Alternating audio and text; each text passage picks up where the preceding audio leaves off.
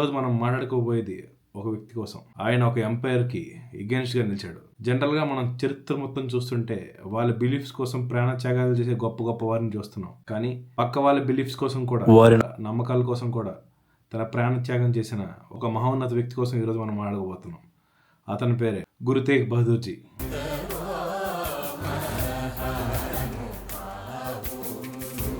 ఈ ఎందరో మహానుభావులు అందరికీ వందనాలు. ఆయన 9th సిక్ గురు. బేసిక్‌గా ఈ 6 కోసం మాట్లాడే ముందు నేను నా పర్సనల్ ఎక్స్‌పీరియన్స్ కొంత షేర్ చేసుకోవాలి ఖచ్చితంగా. నేను పోలాండ్‌లో ఉండే రోజులు ఇవి. నేను మొదటి వారం అక్కడ స్పెండ్ చేసేటప్పుడు నా అపెటైట్ మొత్తం పోయింది. అక్కడ నాకేమి నచ్చడం లేదు యాక్చువల్‌గా. ఎక్కడికెళ్ళినా ఏం తిన్నా సరే నాకు సహించేది కాదు. సో ఇలా ఉండగా ఒక 2 వీక్స్ అయి ఉంటుంది. నా ఫ్రెండ్స్ గాళ్ళు అక్కడ నుంచి నాకు ఒక గురుద్వారాకి తీసుకెళ్లారనమాట. గురుద్వారాలో first nice meal I had అనమాట. అక్కడ వాళ్ళు లంగర్ ఉంటది కదా, లంగర్‌కి వెళ్ళి మంచిగా రోటీ అండ్ రైస్, దాల్ తిన్నా. కడుపు చాలా హాయిగా అనిపించింది. దర్శనం చేసుకోవడానికి వెళ్తే అక్కడ చాలా చాలా పెద్ద బిజినెస్ మెన్ వాళ్ళందరూ ఇంచుమించు 50-60 ఇయర్స్ ఆఫ్ ఏజ్ ఉంటుంది. వాళ్ళు మా తాలకు చెప్పులు దురుస్తున్నారు. ఇదేంట్రా ఇది అని చెప్పి నాకంతా ఒక కల్చరల్ షాక్లో అనిపించింది. తర్వాత వాటి గురించి తెలుసుకోవడం, అక్కడ ఉన్న సిక్ గురువుల గురించి తెలుసుకోవడం, ఇట్లాంటివన్నీ నాకు చాలా ఇంట్రెస్టింగ్ అనిపించాయి అనమాట. అందులో ఒక అతని కోసం ఖచ్చితంగా మనం అందులో అందరి కోసం మాట్లాడుకోవాలి. ఆ 10 సిక్ గురూస్, అసలు ఆ సిక్ రిలీజియన్ ఎట్లా వచ్చింది, వాటి గురించి మనం మాట్లాడుకోవాలి.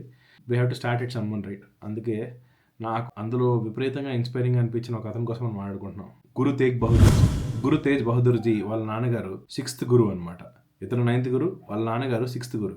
ఆయన పేరు గురు హర్గోబింద్ సింగ్. ఆయనే ఫస్ట్ సిక్ కమ్యూనిటీని వారియర్స్ సెయింట్ కమ్యూనిటీ కింద మార్చింది.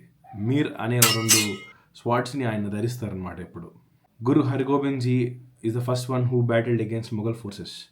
ఆయన ఒక 4 బ్యాటిల్స్ అగేన్స్ట్ మొఘల్ ఎంపైర్ గెలిచారనమాట. అప్పట్లో త్యాగిమాల్గా పేరు పొందిన గురు తేగ్ బహదూర్ జీ ఒక వార్లో కూడా పార్టిసిపేట్ చేశారు. అయితే ఈయన గురువు కింద ఉండకుండా ముందు ఒక 20 సంవత్సరాలు మెడిటేషన్లో ఉన్నారనమాట. ఈయన ఎప్పుడు మెడిటేషన్ చేస్తూనే ఉండేవాళ్ళు. ఇతన్ని గురువు కింద ఫైండ్ చేయడం అనేది కొంచెం కష్టమైంది యాక్చువల్గా. ఎందుకంటే చాలామందికి తెలియదు ఈయన అసలు ఉన్నాడు, ఆయన ఎగ్జిస్టెన్స్లో ఉన్నాడు అని చెప్పి. ఆయన బేసిక్గా 1621లో జన్మించారు. ఇందాక నేను చెప్పినట్టుగానే 20 సంవత్సరాలు మెడిటేషన్ అనేది చేస్తూ ఉండిపోయారు అనమాట బేస్మెంట్లో, బకాలా అని ఒక విలేజ్లో. ఎవరికి తెలియదు ఆయన నెక్స్ట్ గురువు అని చెప్పి. ఒక సంఘటన వల్ల ఆయన గురువు అని తెలిసిందనమాట. ఆ ఊరు నుండి చాలామంది ఇంపోస్టర్స్ ఉండేవాళ్ళు, అందరూ గురువు అని చెప్పుకునేవాళ్ళు. అయితే ఒకనొక సందర్భంలో మర్చెంట్ వర్తకుడు, ఆయన పేరు మఖాన్ షా లబానా, ఆయన తాలూకు షిప్ ఇరుక్కుపోయిందనమాట ఒక స్టామ్ వల్ల. దాని తర్వాత అది సేల్ అవ్వడం లేదు ఎప్పటికీ. అందరూ కలిసి తోయడం మొదలుపెట్టారు.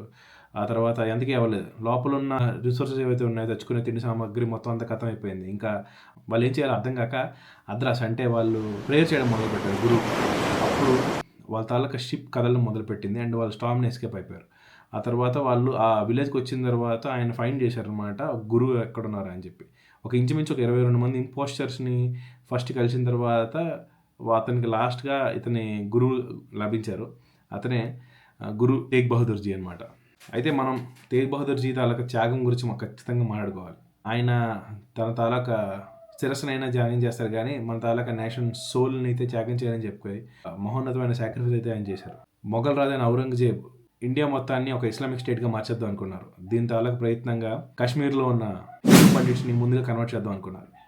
ఈ హిందూ పండిట్స్ ఎవరైతే ఉన్నారో వాళ్ళు పారిపోయి వచ్చి గురు బహదూర్ గారిని ఆశ్రయించి మమ్మల్ని కాపాడండి అని చెప్పి వాళ్ళు వేడుకున్నారు అనమాట. అప్పుడు ఇంకా 9 సంవత్సరాల నుండి ఉంటాయి. గురు గోబింద్ సింగ్ జీ అంటే ఆయన 10th సిక్ గురు అనమాట. 9th సిక్ గురుకి కొడుకు అతను ఏం చెప్పారంటే, ఇలాంటి వాళ్ళందరినీ సేవ్ చేయడానికి నీకు మించి ఇంకెవరున్నారు నాన్నగారు అని చెప్పి. సో ఇది విన్న అతను ఏం చేశారంటే వాళ్ళని సేవ్ చేయడానికి పూనుకున్నాడు అనమాట. అప్పుడు గురు తేగ్ బహదూర్ గారు ఒక మాట అన్నారు, ముందు నన్ను కన్వర్ట్ చేయడానికి ట్రై చేయండి, నేను కానీ కన్వర్ట్ అయితే నన్ను ఫాలో అయ్యి వీళ్ళందరూ కన్వర్ట్ అవుతారని చెప్పి. సో దానికోసం రకరకాల పనులు చేశాడనమాట ఔరంగజేబ్. సో ముందుగా ఏం చేశాడంటే వాళ్ళ తాలూకా 3 ఫాలోవర్స్ ఉన్నారు. ఒక అతను ఒక డివోటీ, ఇంకొక అతను స్క్రైబ్, ఇంకొక అతను ఒక స్కాలర్ అనమాట. అందులో మొదటి అతని పేరు బాయ్ మాతిదాస్. ఆయన ఒక డివోటీ ఆఫ్ గురూజీ అనమాట. ఆయన ఏం చేశారు, ఒక 2 చెక్క పిల్లర్స్ మధ్యన కట్టేసి ఒక పెద్ద రంపం తీసుకొని 2 ముక్కల కింద ఆయన కట్ చేసేసారు సజీవంగానే. ఆయన చివరి కోరిక ఏంటంటే నేను గురువుని చూసుకుంటూ చనిపోతానని చెప్పి గురువుని చూసుకుంటూనే ఆయన చనిపోయాడు అనమాట.